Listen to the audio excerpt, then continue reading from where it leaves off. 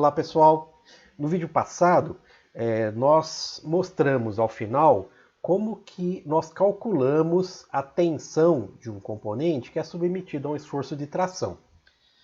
Nesse vídeo agora nós vamos falar sobre alguns exemplos práticos, né, desse cálculo e vamos estar falando sobre a tensão admissível.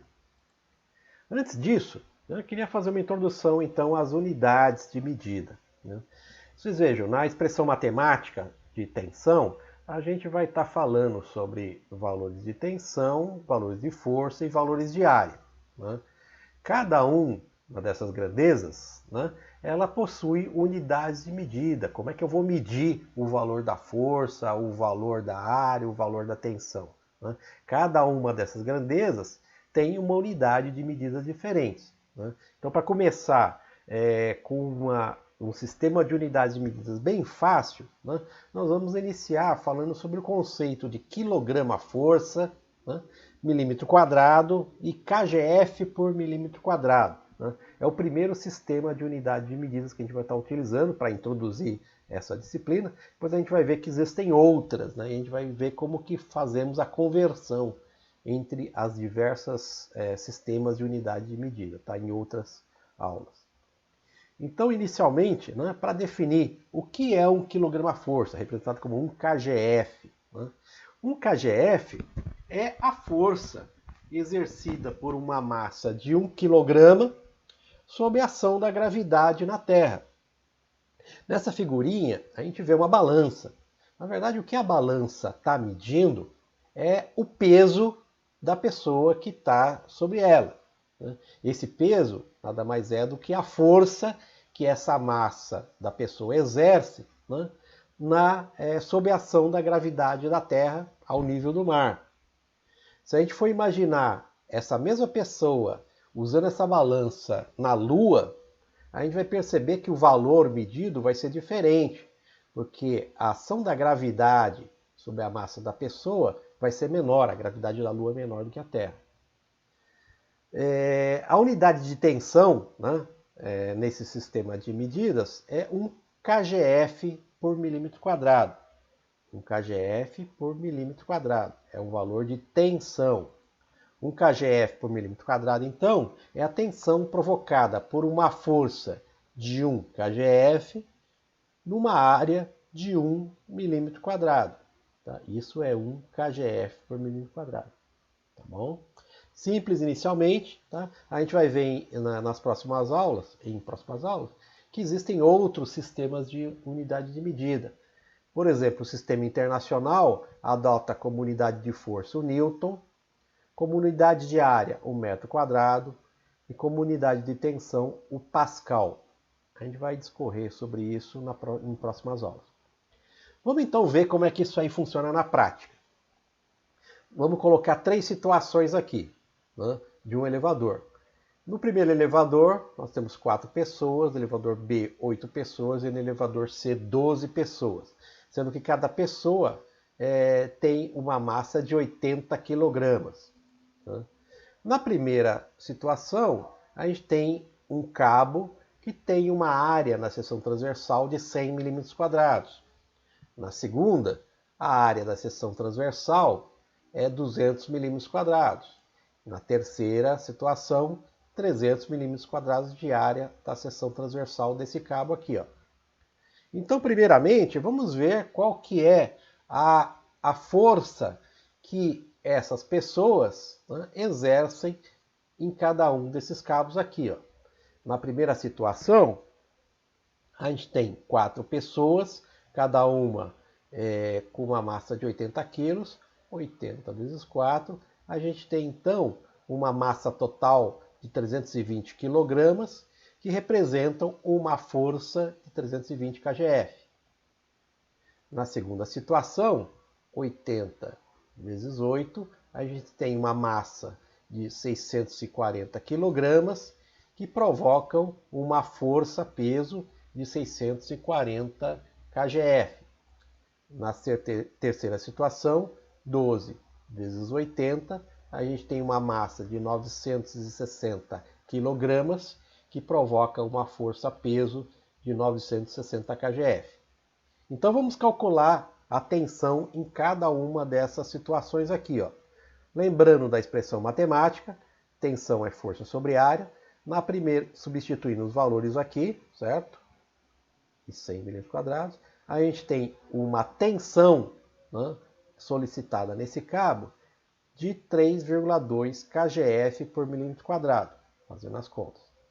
Na segunda situação, substituindo os valores da força e da área, a gente tem uma tensão igualmente de 3,2 kgf por milímetro quadrado.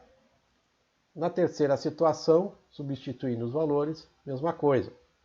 Percebam que coisa interessante, né?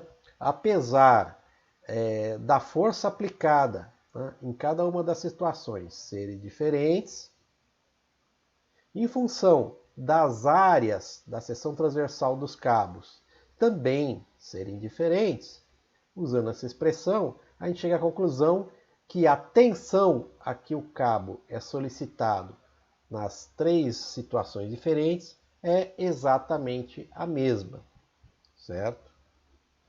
Vamos ver uma outra situação, um outro exemplo. Uma situação em que o guindaste está suportando uma carga, uma massa aqui, né? Que é o peso de demolição.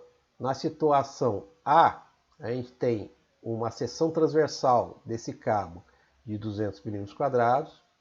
Na situação B, eu tenho uma seção transversal desse cabo de 350 milímetros quadrados. E eu coloquei aqui que a massa desse peso de demolição é diferente, né? Então, na primeira situação, eu tenho uma força-peso de 2.000 kgf. Na situação B, eu tenho uma força de 3.000 kgf. Tá? Esses dados já foram apresentados. Então, eu vou calcular qual que é a tensão a que esses dois cabos são submetidos. E eu pergunto, qual é o cabo menos solicitado? Né? Em que o cabo vai sofrer menos. Então, fazendo os cálculos da primeira situação, tensão é força sobre área. Substituindo os valores aqui, força 2.000 kgf e área 200 milímetros quadrados, que é dado ali em cima. Chega à conclusão que a tensão a que esse cabo é submetido, fazendo as contas, é 10 kgf por milímetro quadrado. Na segunda situação, substituindo os valores na expressão, tensão é força sobre área. Força 3.000 kgf, área 350 milímetros quadrados. Fazendo as contas, eu chego à conclusão que a tensão a que esse cabo é submetido é 8,6 kgf por milímetro quadrado. Ou seja, o cabo na situação B, ele é menos solicitado do que o cabo na situação A. A tensão interna na situação B é 8,6 e a tensão interna na situação A é 10 kgf por milímetro quadrado. Então a solicitação em B é menor do que a solicitação em A. Bom, legal. Aí nós voltamos àquela questão, né? Como saber qual é a carga a que o cabo consegue resistir? Né? Como é que eu sei se ele vai arrebentar ou não? Para responder essa pergunta, primeiramente eu sempre vou ter que calcular qual a tensão a que os cabos são submetidos, né? Como a gente exemplificou anteriormente. A gente vai precisar de uma outra informação. A outra informação que eu vou precisar é qual a tensão máxima que o material desse cabo suporta, né? Eu vou estar chamando isso de tensão admissível. Conhecendo a tensão a que o material, o cabo, é submetido, e conhecendo qual é a tensão máxima a que o material desse cabo suporta, eu vou comparar esses dois valores, né? Se a tensão a que ele é solicitada for menor do que a tensão admissível, a máxima tensão que o material do cabo vai aguentar, ele vai suportar o esforço. Diferentemente, Se a tensão que eu calculei, né, resultado dos esforços, for maior do que a tensão máxima que o material consegue resistir, esse cabo vai arrebentar. É essa a comparação que eu sempre vou fazer nos exercícios, nas situações em que eu vou estar analisando aí, tá bom? Para saber se o cabo, né, vai resistir ou não ao esforço que ele é submetido. Beleza, pessoal?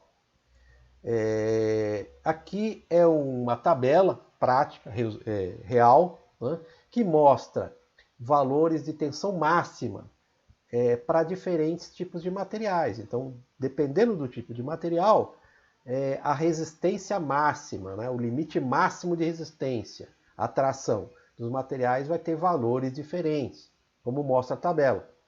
Aqui, por exemplo, a gente pode observar limite de resistência à tração, a tração máxima.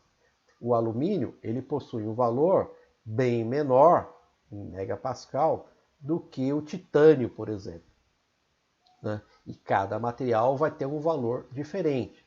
Esses valores eles são obtidos através de um ensaio, é o chamado ensaio de tração, né? Que vai definir, que vai conseguir descobrir qual que é o limite máximo a que aquele material consegue resistir. Tá bom? É isso, pessoal, por hoje, né? Na próxima aula, nós vamos fazer então alguns exercícios, alguma solução de casos práticos de situações em que os componentes resistem aos esforços de interação. Tá bom? Então não percam ao próximo vídeo.